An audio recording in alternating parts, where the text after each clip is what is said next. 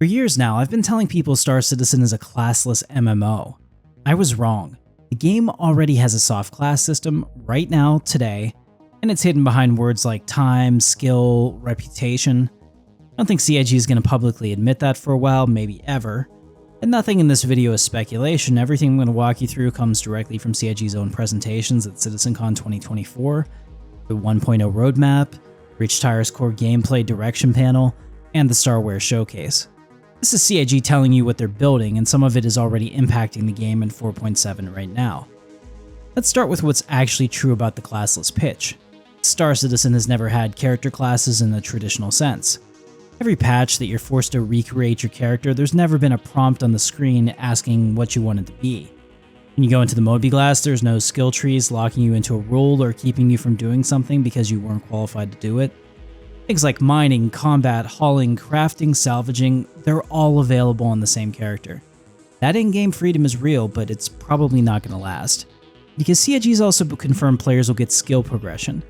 They've talked about having two specific branches. One is physical attributes like strength, agility, endurance, and fitness. And the other's techniques, which are actions you master through repetition. Think of it like this: the first melee takedown you do is going to be clumsy. Maybe the 10th one is a little bit cleaner. By the 100th, it'll have its own improved animation. I wouldn't call that classless at all. It's a system where the class you become is based on what you've been doing. And it's already starting to show in the crafting system that we have now. The blueprints require specific materials, so not 3 of any kind, but you need 3 specifically named ones. It took me 2 days of in-game time to pull the materials I needed to craft 1 pulse pistol. That time investment is what commits you to being a crafter in the first place. Every hour I spent looking for ores was an hour I wasn't salvaging or flying combat missions or even running cargo. In that system, you're not picking a class when you make a character, you're picking it every time you choose what you spend your time on. So if you're the kind of player who wants the honest math on what Star Citizen actually asks of you, not just the marketing pitch, then subscribe and join the crew. I've got more videos coming on how crafting and the economy are going to reshape the way this game plays. Let me bring this back to the class argument. You didn't pick a class when you made your character, but 2 weeks into playing, you've become something just by playing the game. Maybe now you're the miner who knows every spot in the verse worth mining, and you can get into the air in Halo without a guide anymore. Maybe you became the FPS specialist who knows every outpost layout like the back of their hand. Or, in that time, you could have become the hauler who runs the same route every night now because you built that knowledge one trip at a time. You chose that by where your hours were spent, not on a character sheet. And CIG's system is about to reward that choice with game mechanics now. Your mining character gets better at mining, perhaps getting more advantageous rock fractures.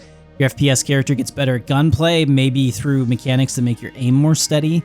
The improved animations after you do things multiple times is also a part of this, and your time spent becomes a measurable advantage over other players who started later or didn't spend their time in the same way.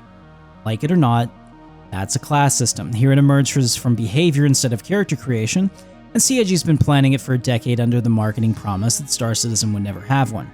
So in truth, you're not playing a classless game, you're playing a game that lets you pick your class by living it. And if that was the whole story, I'd actually be fine with it.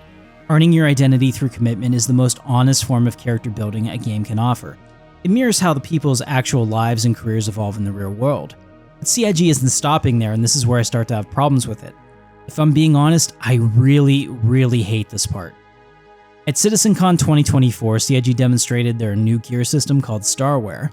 It's an armor and clothing system with what they're calling specializations.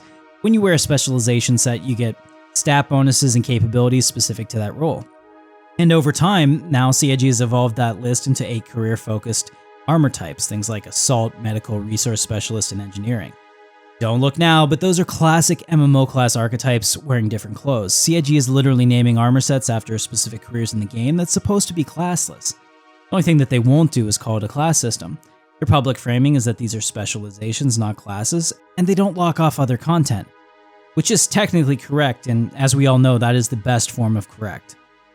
And sure, you can swap armor, but the moment medical armor exists with mechanical benefits that only apply to medical gameplay, you have a medic class.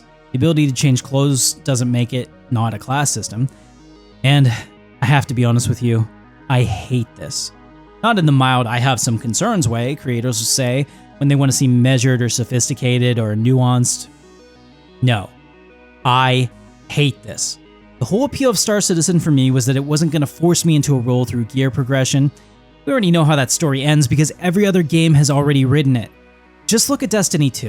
You have subclasses, but the gear you're wearing determines what you're actually capable of in in-game content. The build is the class. The game pretends otherwise because it's more fun to say you have freedom, but you really don't. It's not freedom, it's a class system with a laundry hamper. StarWear is heading exactly there. Resource specialist armor that makes you better at mining. Engineering armor that makes you better at ship repair. Medical armor that makes you better at healing. If I spend 200 hours mining and my character gets better at mining through skill progression, then I've earned that.